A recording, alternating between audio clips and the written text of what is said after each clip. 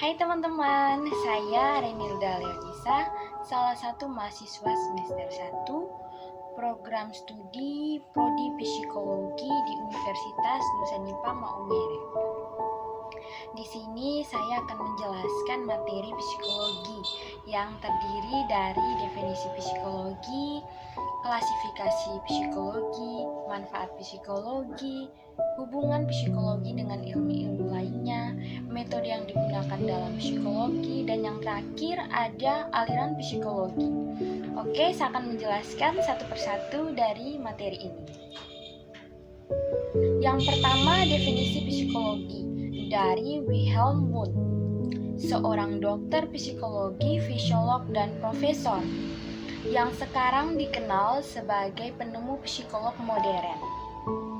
Menurut Wilhelm Wundt, psikologi adalah ilmu yang mempelajari tentang berbagai pengalaman yang terjadi pada manusia, seperti perasaan, panca indera, pikiran, dan kehendak. Yang kedua, mengklasifikasikan psikologi menjadi dua, yaitu ada psikologi khusus dan ada psikologi umum. Psikologi khusus adalah suatu cabang psikologi yang mengambil lingkup kajian pada tingkah laku individu dalam situasi yang khusus, seperti psikologi kepribadian, yaitu mempelajari tingkah laku manusia dalam menyesuaikan diri dengan lingkungannya. Contohnya, Della tipe orang yang pendiam ketika di dalam rumah, tapi Della menyesuaikan dirinya ketika berada di lingkungan sekolah.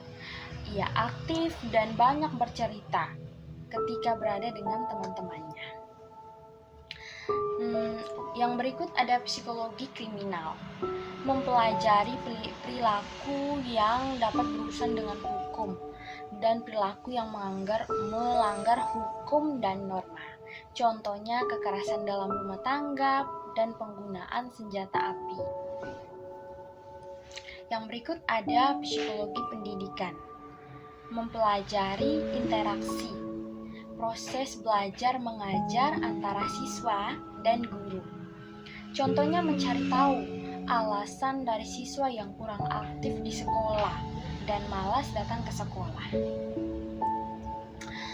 Setelah psikologi khusus, ada psikologi umum yang mencangkup semua bentuk tingkah laku manusia dalam semua fase perkembangan psikologis manusia, seperti membantu mengetahui sikap manusia baik di dalam rumah maupun di luar rumah, yang berhubungan dengan orang lain dengan cangkupan grup atau individual.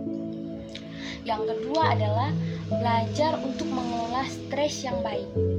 Yang ketiga, mempelajari keadaan emosi.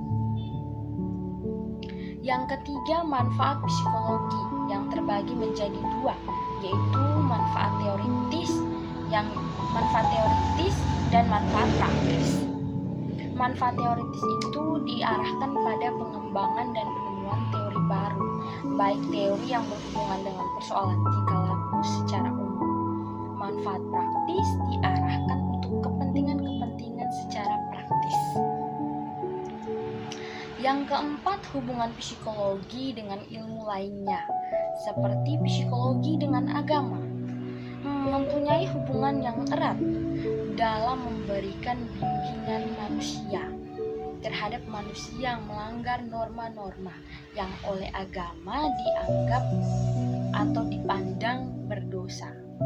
Yang kedua, psikologi dengan antropologi, mempunyai hubungan yang erat dalam peran individu pada proses perubahan adat istiadat dan kepribadian bangsa.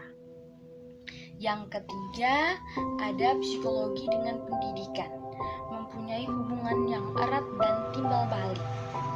Pendidikan tidak berhasil jika tidak berdasarkan pada psikologi. Interaksi ini melahirkan psikologi pendidikan. Yang kelima, metode yang digunakan dalam psikologi atau metode yang ada dalam psikologi, seperti metode biografi, metode tulisan mengenai kehidupan seseorang yang diharapkan dapat menginspirasi baik itu sifat atau sikap baiknya selama hidup.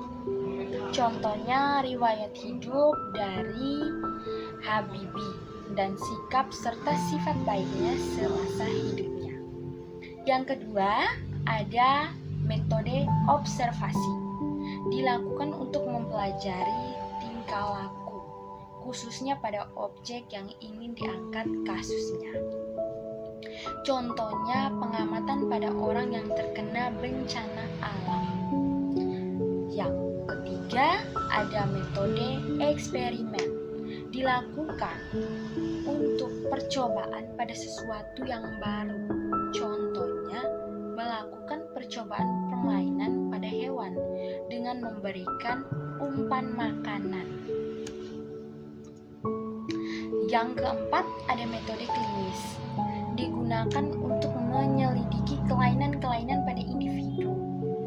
Contohnya seperti menyelidiki gangguan mental pada seseorang. Yang kelima, ada metode angket. Digunakan untuk menanyakan pertanyaan secara jujur, tanpa identitas diri. Contohnya tes efektivitas diri. Yang terakhir, yang kelima, ada aliran psikologi yang terbagi menjadi 5 aliran, yaitu 1. Aliran psikologi strukturalisme dan fungsionalisme. Strukturalisme adalah ilmu yang berkaitan dengan jiwa, kesadaran, dan penginderaan pada manusia. Tokoh-tokohnya ada Wilhelm Wundt. Contoh praktisnya, seorang suami mengalami depresi berat yang berat akibat beban dalam rumah tangga yang ia jalani sehingga mencari jalan keluar dengan pergi berkonsultasi ke psikiater atas apa yang dia rasakan. Yang kedua, ada fungsionalisme, ilmu yang berkaitan dengan kebiasaan dan tingkah laku yang setengah disadari oleh manusia. Tokoh-tokohnya ada William James, John Dewey, dan James Roland Angel. Contoh praktis, kita dapat mengetahui mental seseorang dan karakteristiknya dengan mempelajari fungsi kesadarannya, sehingga dapat diketahui mental dari orang tersebut. Yang ketiga, ada aliran behavioristik. Adalah ilmu yang mempelajari perubahan tingkah laku akibat adanya interaksi antara stimulus dan respon. Tokoh-tokohnya ada Edward Lee Thorndike, Ivan Pavlov, John Brothers Watson. Contoh praktisnya, guru memberikan materi dengan cara penyampaian materi yang menyenangkan dan mudah dimengerti sehingga siswa menerima dengan baik apa yang disampaikan guru dan siswa mendapatkan nilai yang baik. Yang keempat, ada aliran psikoanalisa. Adalah psikologi kepribadian seseorang dalam keadaan sadar dan tidak sadar. Dalam kepribadian seseorang terbagi menjadi 3. Ada id, ada ego, dan ada superego. Tokohnya ada Sigmund Freud.